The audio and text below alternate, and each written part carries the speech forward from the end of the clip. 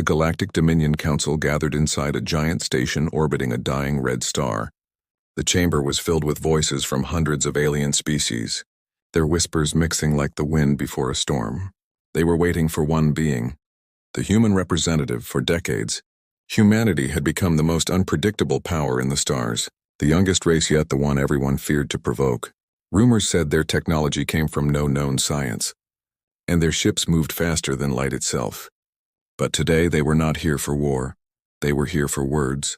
At the center of the chamber stood the High Speaker of the Dominion, a tall creature with golden scales and 6 eyes. His tone was proud as he spoke. "Humans are too emotional, too unstable to be part of our council," he declared. Murmurs filled the room. Some agreed, some stayed silent out of fear. Everyone knew humans had changed the balance of the galaxy. They had ended wars, opened trade, and introduced ideas that even the oldest races never imagined. But envy had turned to hate and fear had turned to arrogance. When the doors opened, silence spread like frost. The human representative stepped inside, Admiral Evelyn Cade, dressed in a simple gray uniform, her calm eyes reflecting the light of the dying star. She walked slowly to the center, every step echoing through the chamber. Even the most powerful aliens avoided her gaze, for humans had something no one else had, a quiet confidence that came from surviving every storm. Evelyn looked around the council table. "Let us begin," she said softly, her voice amplified by the hall's ancient systems. The High Speaker smiled with hidden cruelty. "Admiral Cade, the Dominion finds humanity guilty of violating the Accord of Unity," he said. "You refused to share your warp cores, you ignored our trade taxes, and you placed human colonies beyond Dominion control." Evelyn listened quietly, her expression unreadable. Then she asked, "And what of the colonies you raided? The miners you left to die on frozen moons? The children taken from Titan's domes?" The chamber stirred. One alien lord hissed, "Those were necessary sacrifices for order." Evelyn's calm broke into a faint smile, not of amusement, but pity. "Order," she repeated, "is not built on slavery." The hall trembled with murmurs. The High Speaker raised his claws, trying to keep control. "You humans forget your place," he said coldly. "You owe your rise to our guidance." At that, Evelyn's eyes darkened. She pressed a small device on her wrist, and a hologram appeared above the table. Scenes of Dominion soldiers burning human colonies, stealing resources and laughing as people begged for help. The chamber filled with shame and silence. Even those who hated humanity could not speak. Evelyn turned off the projection, her voice quiet but cutting like a blade. "You call it guidance. We call it betrayal." A nervous alien diplomat stood up. "Surely there is room for negotiation," he said. But Evelyn shook her head. "We tried negotiation. For 50 years humanity asked for peace, fairness, and respect," she said. "And for 50 years, you gave us only demands and threats." The High Speaker leaned forward, anger flashing across his eyes. "So what now, human? Will you abandon diplomacy? Walk away like cowards?" Evelyn stared at him without fear. Her next words would echo across the galaxy for centuries. "This meeting," she said slowly, "is our last." Humanity walks away, ineffective immediately. A wave of confusion swept the hall. Some laughed nervously, others shouted in disbelief. The High Speaker slammed the table. "You cannot leave the Dominion," he roared. Evelyn met his gaze and whispered, "Watch us." She turned and began walking toward the exit, her steps steady. Behind her, the human aides followed in silence, carrying no documents, no promises, no future meetings. The chamber erupted in noise, shouting, threats, desperate calls, but Evelyn did not look back. Outside the station's windows, alien delegates noticed something strange. The stars behind the glass were blinking out. One by one, someone shouted, "The human fleet, it's moving." Every ship bearing the Terran emblem had activated its drives, leaving orbit in perfect formation. No messages, no transmissions, only silence. The Dominion fleet tried to hail them. No response came. Admiral Cade stood at the airlock of her shuttle, looking once more at the Council's shining towers. For a moment, her eyes softened, then she whispered to herself, "They will learn what absence truly means." As the human ships entered jump space, the chamber lights flickered. The High Speaker's voice broke through the chaos. "Fools! They will come crawling back when they need us." But deep down, every alien in that hall felt the same chill, a sense that something final had just happened. Outside, the last human ship vanished into the black, and for the first time in living memory, the Dominion fell silent. Weeks passed after the meeting that broke the stars. At first, the Dominion celebrated, calling humanity's exit a victory for order and discipline. But that illusion did not last. Within days, spaceports across the galaxy began to feel the loss. Human ships that once carried medicine, minerals, and food simply stopped arriving.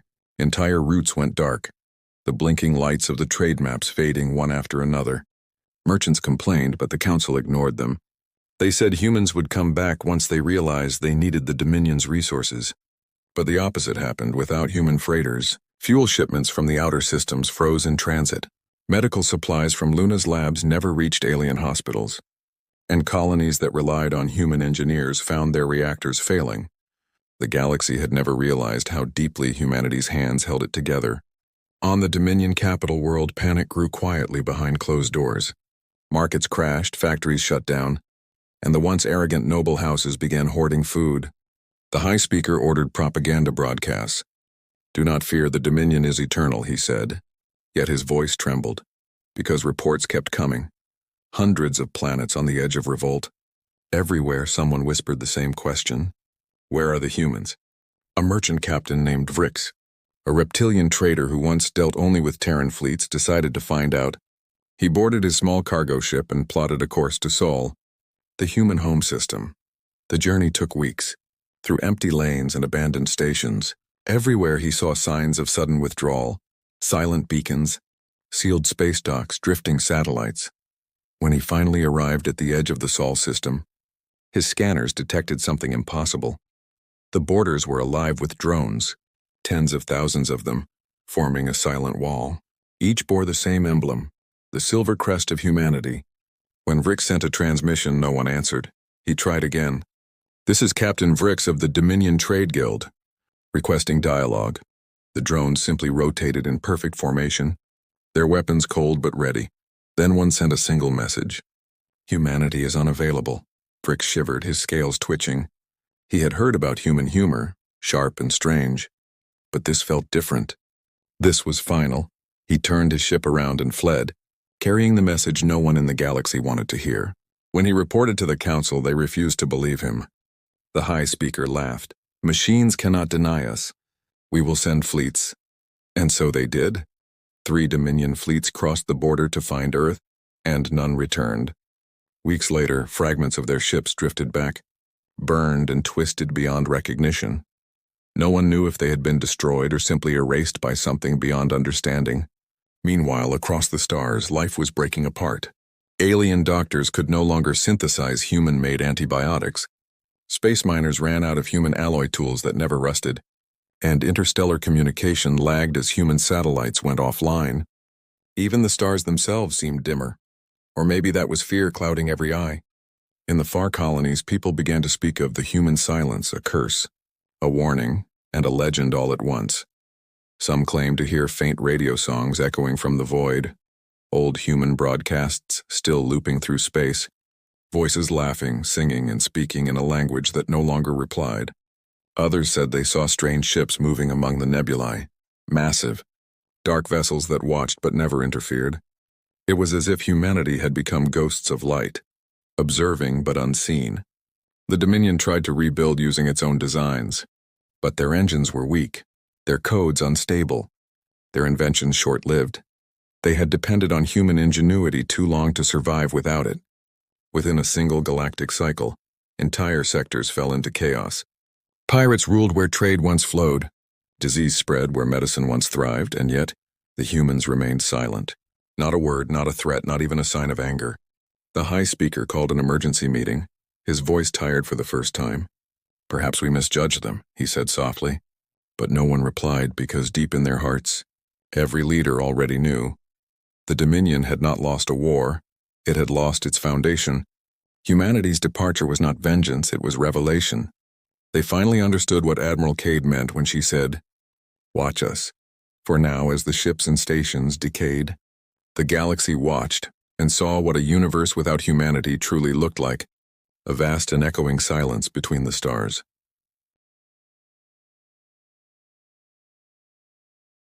Months turned into years after humanity's departure. At first, the Dominion still pretended everything was fine, their leaders standing before cameras, smiling with false pride. But deep inside their cities, the lights began to flicker, the ships began to rust, and the people began to starve. Human trade had not been a luxury. It had been the heartbeat of the galaxy. And now that heartbeat was gone, on the planet Varnus, once a proud Dominion hub, food riots tore through the streets. Factories stopped running because no one could repair the human-made machines. Hospitals closed because the medical nanites that came only from Mars were now gone. The same pattern spread everywhere: hunger, disease, chaos, and silence. The Dominion tried to blame pirates, rebels, even the humans themselves. But every message they sent into the void came back unanswered. Whispers began to grow among the smaller species. They said the humans had not vanished, they had ascended. They had left the Dominion behind like a dying world, building something new beyond the rim of known space. The priests of the crystal world Halon began to call humanity the silent architects. They claimed that human energy signatures still pulsed faintly from systems far beyond any charted region, but every scout who tried to find them disappeared without a trace. The High Speaker grew old and bitter.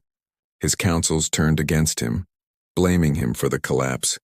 He sent fleets to the borders again, desperate to find proof that humanity still existed. Out of 1,000 ships, only 3 returned. The captain spoke of a vast dark barrier, invisible, endless, humming with energy. Ships that touched it vanished instantly, as if swallowed by the fabric of reality itself. They said they heard voices inside the static, human voices whispering warnings, but no one could understand the words. One by one, the great Dominion worlds declared independence. Old enemies rose again. Forgotten species claimed vengeance. Without humanity to balance power, everything fell apart. Wars broke out in every sector. Planets burned, alliances shattered. The galaxy entered an age the historians would later call the collapse. And in that chaos, humanity became a myth, a legend, a story whispered by survivors in the dark. Among the ruins, some began to remember what humanity had brought. They remembered the humans who shared water on desert worlds, who built hospitals on moons, who taught science without demand. They remembered laughter, art, and music, things no Dominion broadcast ever offered.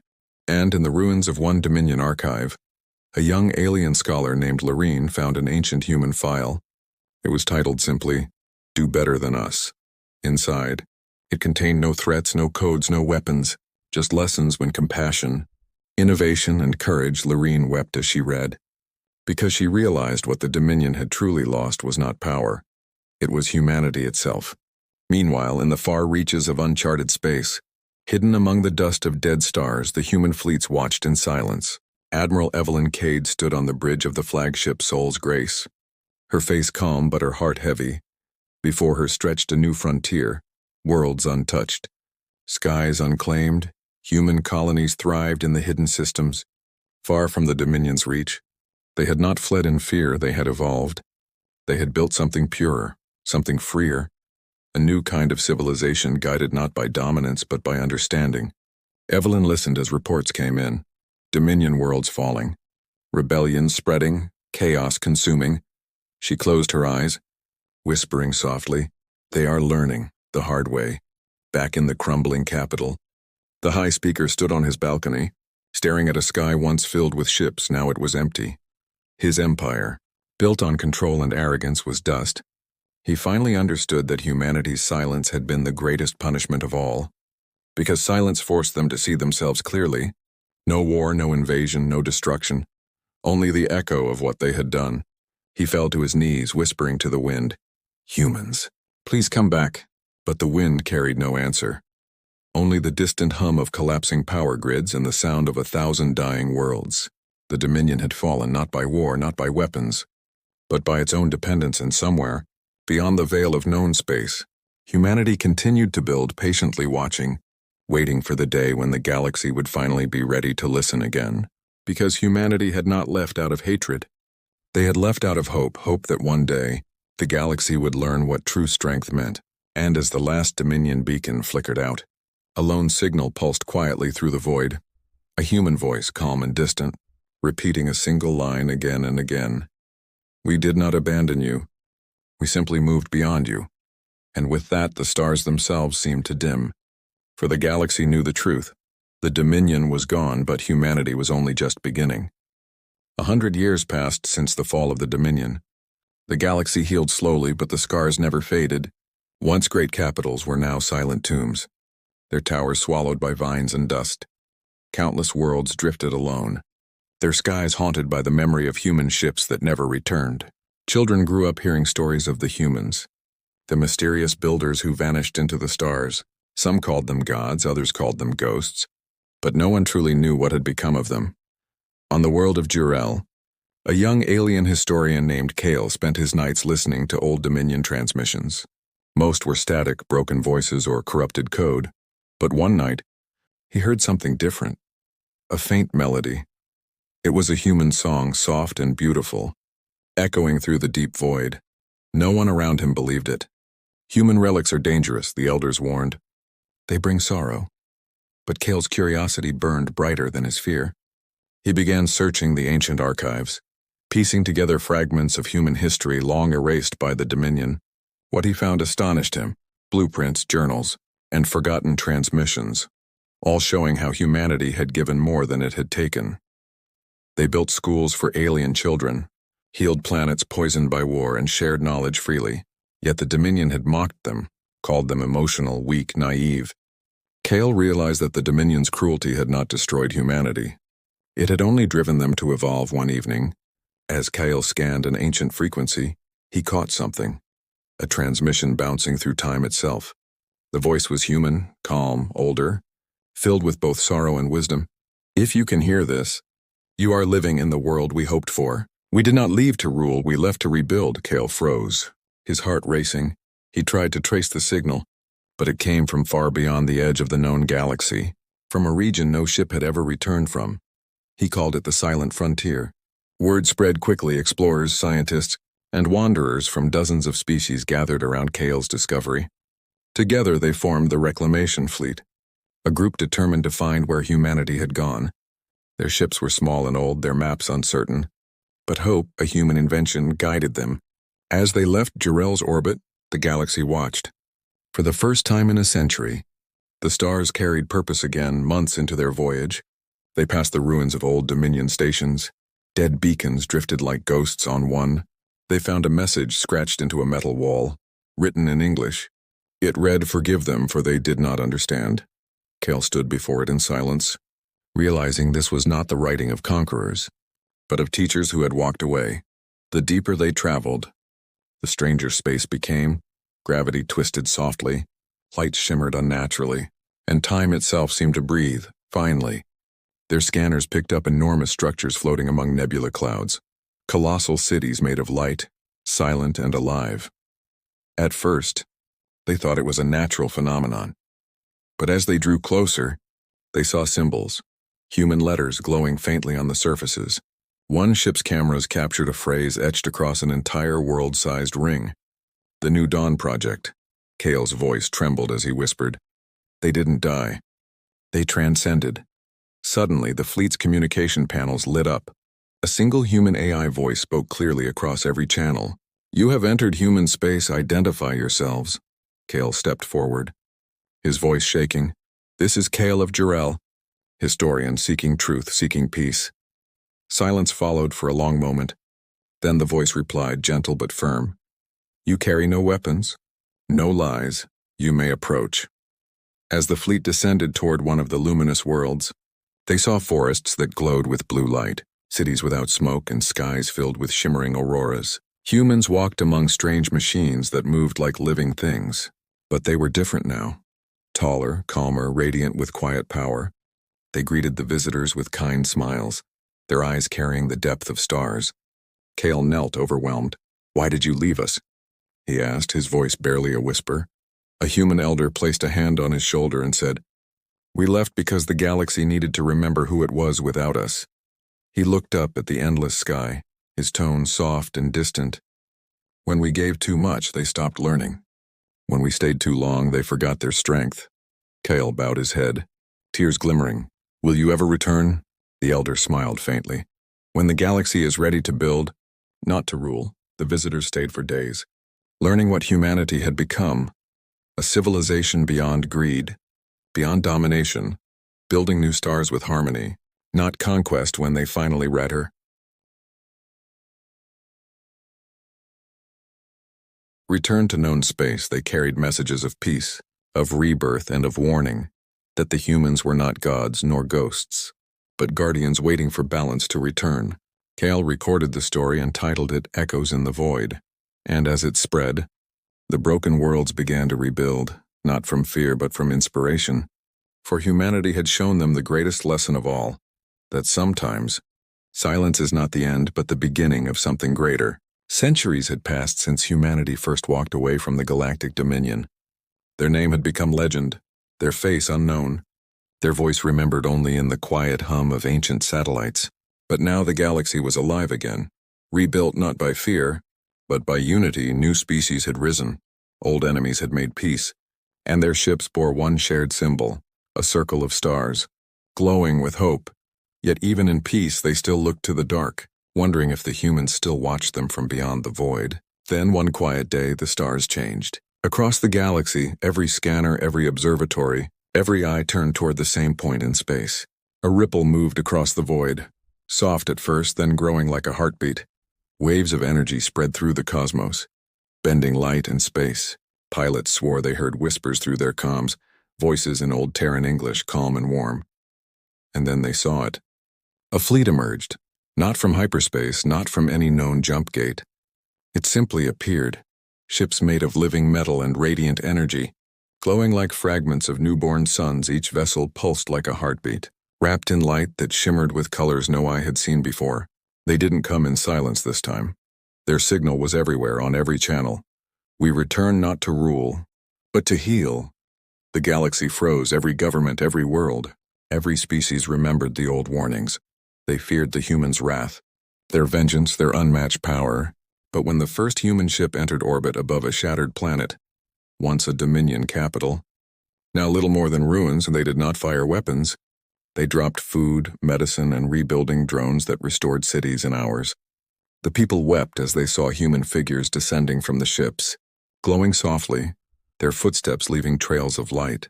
The Council of Restored Worlds requested an audience. They gathered on the ancient world of Varus Prime, a neutral meeting place reborn from ashes. From the sky descended a single human flagship, vast but silent. When its doors opened, a figure stepped out, a woman, her features unmistakably human, her eyes deep as the stars themselves. She introduced herself simply. I am Ambassador Lyra Cade, descendant of Admiral Evelyn Cade. Her presence alone filled the hall with awe. She looked at the gathered leaders, descendants of those who once mocked and betrayed her ancestors. But her voice carried no anger, only peace. You asked if we would return, she began softly. We have watched your struggle, your pain, your rebirth. She paused, her gaze steady. And now, you have learned what it means to stand without us. An elder from the rebuilt Dominion rose, trembling. We wronged you, he said. We took your kindness for weakness, your silence for cruelty. Lyra nodded gently. Humanity remembers, she said, but we also forgive. The hall fell silent as she raised her hand. A holographic map appeared showing the galaxy and beyond. There were countless new systems, new stars that shone with the mark of human colonies forming bridges across the dark. We built beyond your borders, Lyra said, not to hide but to learn. To evolve, she pointed to the new regions. Now, we invite you to walk beside us. There were tears in alien eyes that had never cried before. For centuries they had feared humanity's return would bring judgment, but instead it brought renewal. Human engineers taught new sciences. Human healers rebuilt ecosystems. Human fleets protected free worlds without asking for tribute or rule. The galaxy entered a new era, one guided by understanding, not dominance, and at the heart of it, humanity stood not as masters but as mentors. On the day of unity, the stars themselves seemed brighter. Ambassador Lyra looked to the heavens and whispered to the memory of her ancestor. Evelyn, we did not fail your promise. Somewhere, deep in the archives of human history, the final message of the first admiral still echoed through time. We left not to escape but to return better than before. Generations later, children of every species would look up at the sky and ask, who taught us to dream again? And their parents would smile and say, the humans, the ones who walked away. and then came back to show us the way forward.